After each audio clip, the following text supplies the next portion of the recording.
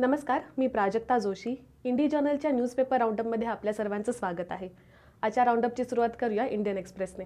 रितिका चोप्रा आज यांनी दिल्लीवरून एक एक्सप्रेस एक्सक्लुझिव्ह अशी एक महत्त्वाची बातमी दिलेली आहे, जी इंडियन एक्सप्रेसच्या पान एक वरची हेडलाईन आहे, मुख्य बातमी आहे. या बातमीनुसार जे भारताचे चीफ इलेक्शन कमिशनर आहेत सुशील चंद्रा आणि त्यांच्याबरोबरच अजून 2 इलेक्शन कमिशनर्स राजीव कुमार आणि अनुप चंद्रा पांडे तर यांनी दोघांनीही त्यांना थोडेसे त्याच्याबद्दल ऑब्जेक्शन वाटत असताना सुद्धा PMOमध्ये पंतप्रधानांसोबत एक मीटिंग त्यांनी अटेंड केली आणि त्याबद्दलची बातमी आज इंडियन एक्सप्रेसने दिलेली आहे. ही बातमी देण्यामागचं कारण म्हणजे कोणतीही राजकीय पक्ष किंवा कोणतंही राजकीय पद आणि इलेक्शन कमिशन जे आहे तर या दोघांमध्ये एक लाईन असते आणि ह्या दोघांमध्ये हे जे अंतर असतं तर ते राखलं जावं ही संवैधानिक गरज आहे. मात्र तसं असताना सुद्धा ही मीटिंग का अटेंड करण्यात आली आणि ही मीटिंग अटेंड करण्यात आली त्याच्याबरोबरच अजून एक होतं की या मीटिंगच्या एक दिवस आधी इलेक्शन कमिशनला एक पत्र मिळालं लॉ मिनिस्ट्रीकडून आणि त्या पत्रामध्ये असं म्हटलं होतं की the principal secretary of to the PM जे आहेत की PK शर्मा ते ही मीटिंग चेअर करणार आहेत आणि पंतप्रधानांची किंवा त्यांची अशी इच्छा आहे, त्यांचं असं म्हणणं आहे की इलेक्शन कमिशनचे जे हे चीफ इलेक्शन कमिशनर जे आहेत आणि त्याचबरोबर हे बाकी 2 इलेक्शन कमिशनर जे होते तर त्यांनी ही मीटिंग अटेंड करावी, ते त्या मीटिंगला हजर असले पाहिजे असं त्यांचं म्हणणं असल्याचं सुद्धा या पत्रामध्ये त्यांना सांगण्यात आलं होतं. जनरल बिपिन रावत यांच्या मृत्यूनंतर चीफ ऑफ डिफेन्स स्टाफ हे जे त्यांचं पद होतं ते अजूनपर्यंत रिक्त आहे, तर त्या पदाच्या भरतीसाठीची प्रोसेस केंद्र सरकारनं सुरू केली असल्याची बातमी आज इंडियन एक्सप्रेसने दिलेली आहे. जोपर्यंत ह्या पदाची भरती पूर्ण होत नाही मात्र तोपर्यंत सध्या जे chairman of the chief of staff committee आहेत COSC मनोज नरवणे जे आर्मी चीफसुद्धा आहेत तर ते सध्या काही CDSच्या अंडर येणाऱ्या ज्या काही ड्युटीज आहेत तर ते सध्या सांभाळत आहेत. आज कृष्ण कौशिक यांनी दिल्लीवरून ही बातमी दिली आहे. सध्या भारतातले शेतकरी एका बाजूला MSPसाठी एक कायदा यावा यासाठी प्रयत्नशील आहेत, यासाठी ते लढा देत आहेत. तिथं दुसऱ्या बाजूला मात्र ऊस ह्या ज्याच्यासाठी FRP म्हणजेच फेअर अँड रेम्युनरेटिव्ह प्राईस असते, जी साखर कारखान्यांना शेतकऱ्यांना देणं बांधील असतं. तर वर्ल्ड ट्रेड ऑर्गनायझेशनने नुकतंच त्यांच्या एका रुलिंगमधून ह्या FRPवरच सवाल उठवलेला आहे. त्यांनी FRPच्या विरुद्ध त्यांनी बोललेलं आहे, कारण त्यांचं असं म्हणणं आहे की जी FRP आहे ती ऊसाला देण्यात येणारी जी डोमेस्टिक सबसिडी असते तर त्याच्यापेक्षा FRP जास्त आहे आणि ती असल्यामुळे त्यांनी त्याच्या विरोधात आवाज उठवलेला आहे. आज पार्थसारथी बिस्वास यांनी ही बातमी दिली आहे. यापुढची आपली बातमी आजची आपली बेस्ट ऑफ द डे बातमी आहे. ही जी बातमी आहे जी इंडियन एक्सप्रेसच्या पान 1च्या अँकरच्या पोझिशनला आलेली आहे ती तिरुवनंतपुरमवरून शाजू फिलिप यांनी दिलेली आहे. केरळमधल्या कोझिकोडेमधल्या एका छोट्याशा हायर सेकंडरी स्कूल्स म्हणजेच उच्च माध्यमिक शाळेबद्दलची ही बातमी आहे, म्हणजेच 11वी-12वीच्या शाळेबद्दलची ही बातमी आहे. या शाळेनं नुकतंच जेंडर न्यूट्रल युनिफॉर्म्स जे आहेत तर ते इंट्रोड्यूस केलेले आहेत, म्हणजे मुलांना आणि मुलींना सेम युनिफॉर्म राहणार आहेत. आपण बरेचसे जर उच्च माध्यमिक विद्यालय बघतो तर तिथं मुलांना ट्राउझर आणि शर्ट असा युनिफॉर्म असतो, तर मुलींना बऱ्याचदा आयदर स्कर्ट असतो, पण आपण आपल्या आजूबाजूला खूपच कमी प्रमाणात 11वी-12वीच्या मुलींना स्कर्ट बघतो. मोस्टली त्यांना ड्रेस असतो, म्हणजे कुर्ता पायजामा ओढणी असा ड्रेस असतो. तर हे असं डिस्टिंक्शन न ठेवता दोघांनाही, मुलगा असो वा मुलगी, त्यांना सेमच युनिफॉर्म घातला पाहिजे असं म्हणे त्या शाळेनं दोघांनाही शर्ट आणि ट्राउझर असे युनिफॉर्म दिलेले आहेत की मुली जर घरी पण त्यांच्या शर्ट पॅन्ट घालत असतील तर मग शाळेत तसे कपडे घालायला काय हरकत आहे असं म्हणत त्यांनी हे नवीन रुलिंग आणलेलं आहे. ही जी बातमी आहे त्यासाठी शाळेतल्या शिक्षकांची तसंच शाळेतल्या विद्यार्थिनींशी संवाद साधलेला आहे पत्रकारांनी आणि त्याच्यामध्ये या विद्यार्थिनींनी ह्या नवीन निर्णयाचं स्वागत केलेलं आहे आणि त्यांनी असं म्हटलेलं आहे की त्यांच्या घरी सुद्धा या निर्णयाचं स्वागतच झालेलं आहे. पहिलं COVID-19 विरुद्धचं वॅक्सिन देऊन 1 वर्ष पूर्ण झालेलं आहे आणि या निमित्त आज अनुराधा मस्करेन्हास यांनी जी बातमी दिलेली आहे त्याच्यामध्ये असं एक्सपर्ट्सनी अनेक म्हटलेलं आहे की गेल्या 1 वर्षभरात लसीकरणामध्ये आपण अनेक माइलस्टोन्स गाठलेले आहेत, अनेक नवीन त्याच्यामध्ये गोष्टी झालेल्या आहेत जे स्वागतार्ह आहे. मात्र आपल्याला जी वॅक्सिन्समधली जी इनिक्विटी आहे, जो भेदभाव आहे वॅक्सिन्स देण्यामध्ये वेगवेगळ्या देशांमध्ये असू देत, वेगवेगळ्या कम्युनिटीजमध्ये असू देत, तर तो तिथं लक्ष देणं गरजेचं आहे आणि तो सुधारणं सध्या आपल्याला गरजेचं आहे. व्हायरोलॉजिस्ट शाहिद जामिल यांनी आज प्रिपेअरिंग फॉर ओमायक्रॉन असं एक आर्टिकल लिहिलेलं आहे इंडियन एक्सप्रेसच्या द आयडियाज पेज या पानासाठी. ज्याच्यावर त्यांनी असं म्हटलेलं आहे की सध्या जरी ओमायक्रॉन हा जो व्हेरियंट आहे कोरोना व्हायरसचा त्याच्या इतक्या जास्त केसेस भारतात नसल्या तरी जगभरात आपण ओमायक्रॉनच्या केसेस ज्या प्रमाणात सापडलेल्या बघतो आहोत ते बघता भारतीय काही ओमायक्रॉन पासून इन्सुलेटेड नाही आहेत किंवा पूर्णपणे अगदी ओमायक्रॉन व्हेरियंट पासून भारत सेफ नाही आहे आणि त्यामुळे आपल्याला ओमायक्रॉनमुळे एखाद वेळेस संसर्ग जास्त होऊ शकतो, जास्त तेजीने आपल्याकडे संसर्ग होऊ शकतो हे लक्षात घेता वॅक्सिनेशनची स्पीड वाढवणं गरजेचं आहे. त्याचबरोबर आपले जे सर्व हॉस्पिटल्स आहेत, हॉस्पिटलची कॅपॅसिटी जी आहे ती रेडी ठेवणं गरजेचं आहे आणि व्यवस्थित पॉलिसीज की लहान मुलांपर्यंत सुद्धा वॅक्सिनेशन आणि ही जी सुरक्षितता आहे ती पोहोचवण्यासाठी पॉलिसी बनवणं गरजेचं असल्याचं या आर्टिकलमध्ये त्यांनी म्हटलेलं आहे. केंद्रीय मंत्रिमंडळानं मुलींसाठीचं लग्नाचं वय हे 18 पासून वाढवून 21 केलेलं आहे. तर हा जो चेंज करण्यात आलेला आहे तर त्याचा अर्थ नक्की काय होतो आणि तो एन्फोर्स करण्यासाठी कायद्यामध्ये काय काय बदल, काय सुधारणा कराव्या लागतील याबद्दलचं सविस्तर आर्टिकल आज अपूर्व विश्वनाथ यांनी इंडियन एक्सप्रेसच्या एक्सप्लेन्ड या पानावर आज लिहिलेलं आहे. हा झाला आजचा इंडियन एक्सप्रेस. आता आपण वळूया सकाळ न्यूजपेपरकडे. आरोग्य विभाग म्हाडाच्या पेपरफुटी प्रकरणानंतर आता ऑगस्ट महिन्यात शिक्षकांसाठी जी शिक्षक पात्रता परीक्षा म्हणजे TET घेण्यात आली होती ती सुद्धा संशयाच्या फेऱ्यात अडकलेली आहे. डॉक्टर प्रितीश देशमुखच्या घरी आढळलेल्या महत्त्वाच्या कागदपत्रांमुळे TET मध्ये सुद्धा पेपरफुटीचं लोण पसरण्याची माहिती पुणे पोलिसांच्या सायबर गुन्हे शाखेला मिळाली असल्याचं आज सकाळने केलेल्या बातमीत म्हटलंय. त्यावरून सायबर पोलिसांनी गुरुवारी महाराष्ट्र राज्य परीक्षा परिषदेच्या अतिवरिष्ठ अधिकाऱ्यांकडे चौकशी सुद्धा केलेली आहे. या पुढची आज सकाळच्या पानेकवरची एक बातमी आहे ती अतिशय महत्त्वाची आणि अतिशय चांगली अशी बातमी आहे. पालघर जिल्ह्यातल्या जव्हार मोखाडा या अतिदुर्गम आणि डोंगराळ तालुक्यांमध्ये अजून सुद्धा वाहतुकीची पुरेशी व्यवस्था नाहीये. त्यामुळे आरोग्य सेवेचे सुद्धा तिथे 3-13 वाजलेले असतात. गेल्या काही महिन्यांपासून या भागात कोरोना लशींचे डोस पोहोचवण्यामध्ये अनेक अडचणी येत होत्या. यावर तोडगा काढत राज्याच्या आरोग्य विभागामार्फत जव्हारमध्ये ड्रोन मार्फत लस पोहोचवण्याचा प्रयोग काल करण्यात आला.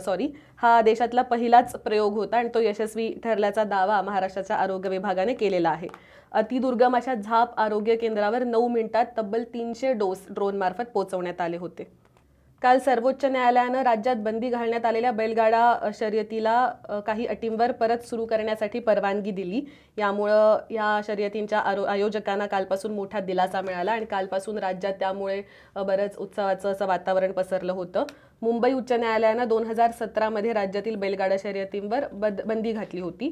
काल जो ताजा निकाल आलेला आहे सर्वोच्च न्यायालयाचा त्याचं राज्यभर स्वागत करण्यात आलं आणि आयोजकांनी गुलाल उधळत जल्लोष सुद्धा केला. राज्य शिक्षण मंडळाच्या 10वी-12वीच्या लेखी आणि प्रात्यक्षिक परीक्षेचं वेळापत्रक काल जाहीर करण्यात आलं. ऑफलाईन पद्धतीने होणारी 10वीची परीक्षा ही 15 मार्च ते 18 एप्रिल दरम्यान होणार आहे तर 12वीची परीक्षा ही 4 मार्च ते 7 एप्रिल दरम्यान होईल. संजय मिस्किन यांनी आज मुंबईवरून एक अतिशय महत्त्वाची बातमी केली आहे.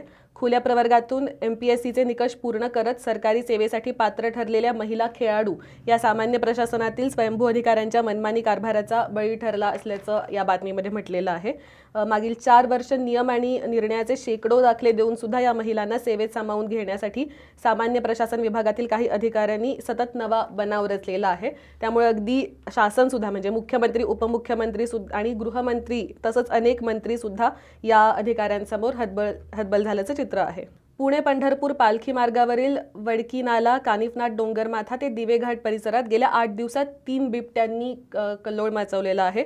त्यांनी 30 कोंबड्या, 4 कुत्री, 2 शेळ्या आणि एका गायीवर हल्ला केला. त्यामुळे परिसरातील नागरिकांमध्ये घबराटीचं वातावरण पसरलेलं आहे. मिळकत कर भरल्यानंतर सुद्धा मूलभूत सेवा मिळत नसल्यामुळं पुणे महानगरपालिकेच्या प्रभाग क्रमांक 3 मधील नागरिकांनी महापालिकेविरुद्ध ग्राहक न्यायालयात दाद मागितली आहे. सेवा नाही तर कर नाही अशी भूमिका घेत महापालिकेच्या विरोधात तक्रार दाखल होण्याची ही पहिलीच वेळ आहे. देशात गेल्या 5 वर्षात मुस्लिम तसंच दलितांविरुद्ध जे मॉब लिंचिंगच्या घटना घडलेल्या आहेत, त्यांना ठेचून मारल्याच्या ज्या घटना घडलेल्या आहेत त्या कोणत्या राज्यात किती घटना घडल्या या संबंधी राज्यसभेत एक लेखी प्रश्न केंद्र सरकारला विचारण्यात आला. मात्र केंद्र सरकारनं पोलीस तसंच कायदा आणि सुव्यवस्था हा राज्यांचा प्रश्न असल्याचं म्हणत स्वतःचे हात त्याच्यातून झटकून घेतलेले आहेत. हा होता आजचा सकाळ. या पुढच्या पेपर्सकडे वळण्याआधी मी तुम्हा सर्वांना एक अपील करू इच्छिते. आपल्याला माहितीच आहे की इंडी जर्नल हे एक रीडर फंडेड आणि इंडिपेंडंट न्यूज पोर्टल आहे आणि आमचं काम असंच कंटिन्यू करत राहण्यासाठी आम्हाला तुम्हा सर्वांच्या सपोर्टची गरज आहे.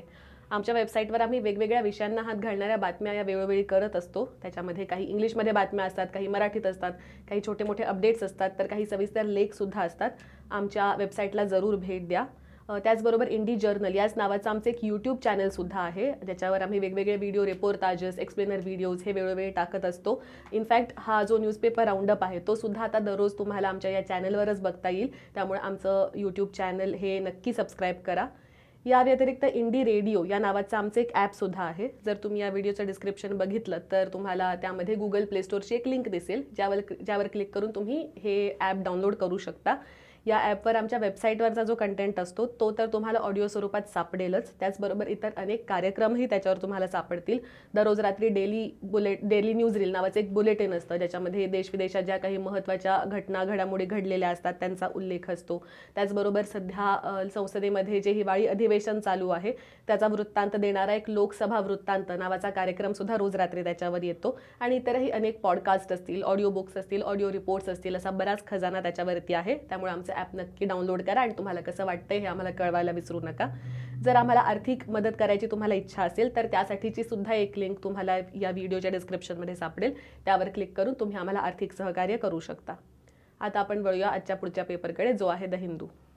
बांगलादेशमध्ये काल 1971च्या युद्धाचं आणि बांगलादेशच्या स्वातंत्र्याचा सुवर्ण महोत्सवी कार्यक्रम होता. तर त्यानिमित्त भारताचे राष्ट्रपती रामनाथ कोविंद हे बांगलादेशमध्ये ह्या सेलिब्रेशन्समध्ये ते सहभागी झाले होते. त्यावेळेस बोलत असताना त्यांनी असं म्हटलं की 1971चं युद्ध हे साऊथ एशियाचं, दक्षिण आशियाचं संपूर्ण आयडिओलॉजिकल मॅप जे आहे तो बदलणारं, तो डिफाईन करणारं युद्ध ठरलं. आणि त्यांनी असं सुद्धा म्हटलं की ते जे युद्ध झालं त्याला भारतातून अगदी तळागाळातून सपोर्ट मिळाला, अगदी तळागाळातून भारताच्या सैन्याला तसंच बांगलादेशला या युद्धाच्या वेळी सपोर्ट मिळाला होता. आज कल्लोळ भट्टाचार्जी यांनी दिल्लीवरून ही बातमी लिहिली आहे. ओमायक्रॉन या व्हेरियंटबद्दल वेगवेगळे अभ्यास सध्या समोर येताना दिसत आहेत आपल्याला. तर तशाच प्रकारचा एक अभ्यास जो हाँगकाँगमधल्या काही संशोधकांनी केलेला आहे. या रिसर्चबद्दलची माहिती आज जेकब कोशी यांनी दिल्लीवरून दिली आहे, जी द हिंदूच्या पान 1च्या अँकरला आलेली आहे. त्याच्यामध्ये त्यांनी असं म्हटलंय की जरी हा जो ओमायक्रॉन व्हेरियंट आहे तो थोडासा फास्ट त्याचा संसर्ग पसरताना दिसत असला तरी सुद्धा त्याच्यामुळे होणारे जे सिम्पटम्स आहेत तर ते बऱ्यापैकी सौम्य असल्याचं आतापर्यंत आढळून आलेलंच आहे. त्याचबरोबर त्याची लंग्सला, फुफ्फुसांना इन्फेक्ट करायची जी कॅपॅसिटी आहे किंवा जो स्पीड आहे तर तो बराच कमी असल्याचं सुद्धा दिसून आलेलं आहे. त्यामुळे कदाचित यावेळेस ओमायक्रॉन व्हेरियंटमुळे जरी संसर्ग बराच झाला तरी सुद्धा हॉस्पिटलायझेशन किंवा ऑक्सिजनची रिक्वायरमेंट ही कमी राहण्याची शक्यता आहे. The comptroller and auditor general of India म्हणजेच कॅग यांनी त्यांच्या एका रिपोर्टमधून पर्यावरण मंत्रालय तसंच रेल्वे मंत्रालयाची कानउघडणी केलेली आहे. त्यांचं असं म्हणणं आहे की पलक्कड रेल्वे डिव्हिजन जे आहे केरळ आणि तमिळनाडू एरिया ह्यामधला जो हा एरिया आहे तर तिकडं जे हत्तींचे रेल्वे समोर येऊन हत्तींचा मृत्यू होऊ नये, हत्तींचा ॲक्सिडेंट होऊ नये रेल्वे समोर येऊन म्हणून जे काही प्रिकॉशन्स घ्यायचे होते, म्हणून जे काही प्रोव्हिजन्स करायचे होते तर त्या सगळ्याकडे दुर्लक्ष झालं असल्याचं कॅगनी त्यांच्या रिपोर्टमध्ये म्हटलेलं आहे. आणि त्यामुळे या एरियामध्ये, या रेल्वे डिव्हिजनच्या एरियामध्ये मोठ्या प्रमाणात अजूनसुद्धा हत्ती रेल्वेला आपटून त्यांचा मृत्यू होत असल्याच्या दुर्घटना घडत असल्याचा आज बिजू गोविंद यांनी कोझिकोडेमधून दिलेल्या रिपोर्टमध्ये म्हटलेलं आहे. देशभरातल्या रेझिडेंट डॉक्टर्सनी आजपासून संप पुकारलेला आहे. PG ॲडमिशन्स जे आहेत, नीट PGचे जे काउन्सिलिंग आहेत तर ते बरेच डिले होत चाललेले आहेत. त्यामुळे नीट PGचे ॲडमिशन्स जे आहेत, MD साठीचे ॲडमिशन्स आहेत तर ते सुद्धा बऱ्यापैकी उशिरा होत चाललेले आहेत. त्यामुळे जे रेझिडेंट डॉक्टर्स आहेत तर त्यांनी संप पुकारलाय. हा झाला आजचा द हिंदू. आता आपण वळूया लोकमतकडे. लोकांना मोठ्या प्रमाणावर रोजगार दिल्याचा केंद्र सरकार जरी दावा करत असलं तरी सुद्धा वस्तुस्थिती मात्र वेगळीच आहे. राष्ट्रीय करिअर पोर्टलवर उपलब्ध झालेल्या 90.47 लाख नोकऱ्यांपैकी अवघ्या 3.5% जागांवर पात्र उमेदवारांच्या नियुक्त्या करण्यात आल्या असल्याचं समोर आलेलं आहे. केंद्रीय कामगार खात्याचे राज्यमंत्री रामेश्वर तेली यांनी राज्यसभेत सांगितलं की 4 नोव्हेंबरपर्यंत या पोर्टलवर 90.47 लाख रोजगाराच्या संधी उपलब्ध होत्या. त्यात 3.16 लाख उमेदवारांना नोकरीसाठी नियुक्तीपत्र देण्यात आलेलं आहे फक्त. आज नितीन अगरवाल यांनी ही बातमी दिली आहे. बीडमधल्या जिल्हा रुग्णालयातील निक्यू म्हणजेच नवजात साठीचं जे अतिदक्षता विभाग असतो, तर तिथे आगीची एक मोठी दुर्घटना होता दोन परिचारिकांच्या सतर्कतेमुळे टळली. वॉर्मरमधून येणाऱ्या धुराकडे लक्ष दिल्यामुळे सर्व वीज पुरवठा खंडित करण्यात आला. त्यामुळे निक्यूमधली सर्व 12 बालकं सुखरूप राहिली आणि भंडारा जिल्हा रुग्णालयात जशी दुर्दैवी घटना घडली होती त्याची पुनरावृत्ती टळली. बुधवारी संध्याकाळी 6 वाजेच्या सुमारास हा प्रकार घडला. राज्यात गाजलेल्या शीना बोरा हत्याकांडातील आरोपी इंद्राणी मुखर्जी हिने शीना बोरा जिवंत असल्याचा दावा सीबीआयला पाठवलेल्या पत्रात केलेला आहे. कारागृहात नुकतीच आपली एका महिलेसोबत भेट झाली आणि ही महिला काश्मीरमध्ये शीना बोराला पाहिल्याचं सांगते. त्यामुळे तिथं तिचा शोध घ्या असं तिने या पत्रामध्ये म्हटलेलं आहे. राज्यात ओमायक्रॉनचं संकट कायम असताना नाताळ आणि नवीन वर्षाच्या पार्श्वभूमीवर मुंबईत गर्दी होण्याची शक्यता आहे. त्यामुळे नवीन निर्बंध लागू करण्यात आलेले आहेत. कार्यक्रम, स्पर्धा, मेळावे, समारंभाच्या क्षमतेमध्ये 50%च लोक उपस्थित राहू शकतात आणि कलम 144 अंतर्गत लागू केलेले नवीन निर्बंध हे 31 डिसेंबरपर्यंत अस्तित्वात असतील. महाराष्ट्रात वाघांची संख्या सातत्याने वाढत असल्याचं बघून राजस्थान सरकारनं महाराष्ट्र सरकारकडे वाघांची मागणी केलेली आहे. एकट्या चंद्रपूर जिल्ह्यात 150 वाघांची नोंद झालेली आहे आणि वाढत्या वाघांमुळे मानव आणि वन्यजीव संघर्ष शिगेला पोहोचू लागल्यामुळे अन्य राज्यांच्या मागणीबाबत नॅशनल टायगर कन्झर्वेशन ऑथॉरिटी आणि शासनाकडून सकारात्मक विचार सध्या चालू आहे. सध्या राज्यात 350 पेक्षा जास्त वाघ आहेत. सहकारी बँकांच्या खासगीकरणाविरोधात सहकारी बँक कर्मचारी 2 दिवस संपावर गेले आहेत. त्यामुळे देशभरात अनेक ठिकाणी सर्वसामान्य बँकिंग सेवांवर मोठ्या प्रमाणात परिणाम झालेला आहे. विशेषतः ग्रामीण भागामध्ये अनेक दैनंदिन व्यवहार खोळंबलेत आणि देशात सुमारे 18,000 कोटींचे धनादेश हे क्लिअर होऊ शकले नाहीत. हा होता आजचा लोकमत आणि त्याचबरोबर इंडी जर्नलचा आजचा न्यूजपेपर राऊंडअप सुद्धा आम्ही इथंच थांबवत आहोत. दररोज आमचा राऊंडअप बघत राहण्यासाठी आम्हाला फेसबुकवर नक्की फॉलो करा. त्याचप्रमाणे इंडी जर्नल हे आमचं यूट्यूब चॅनल जे आहे त्याला सुद्धा नक्की सबस्क्राईब करा आणि इंडी रेडिओ हे आमचं ॲप डाउनलोड करायला विसरू नका. धन्यवाद.